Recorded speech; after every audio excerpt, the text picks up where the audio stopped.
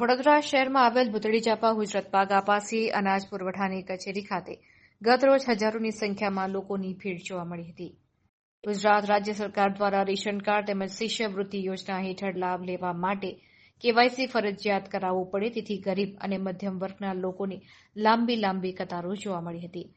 એટલે સામાજિક કાર્યકર કમલેશ પરમાર દ્વારા જાત તપાસ કરતા જણાવ્યું હતું કે વડોદરા મહાનગરપાલિકા દ્વારા સેવા સેતુનો કાર્યક્રમ કરીને જાહેર જનતાના ટેક્સ વેરાના રૂપિયા ખોટી દિશામાં વેડફાટ કરતા હોવાનો આક્ષેપ કરવામાં આવ્યો હતો.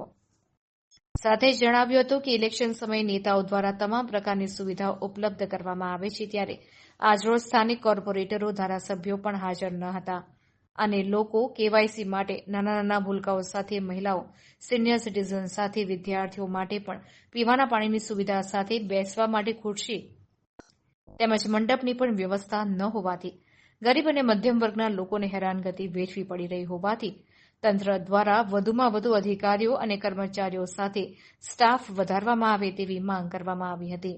બ્યુરો રિપોર્ટ વડોદરા શહેરમાં આવેલ ભૂતળી ચાપા જે હૌદત પાગા પાસે જે રેશન કાર્ડમાં સાથે શિષ્યવૃત્તિની અંદર જે કેવાયસી માટે જે હજારોની સંખ્યામાં લોકોની લાઈન જોવા મળે છે.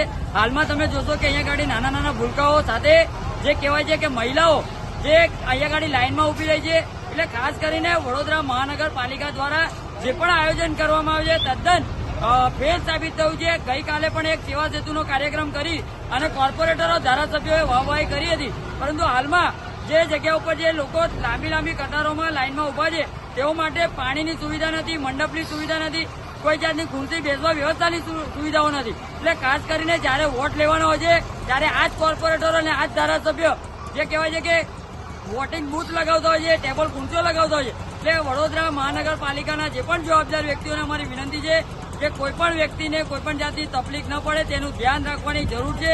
સાથે આપણા સ્ટાફની પણ જે વધારો કરવાની જરૂર છે. એટલે આપના મીડિયાના માધ્યમથી અમારી અપીલ છે કે જેટલી પણ બેદરકારીઓ જોવા મળે છે તેને તાત્કાલિક ધોરણે તમામ રીતની સુવિધાઓ, સવલતો આપવામાં આવે તેવી અમારી માંગ છે.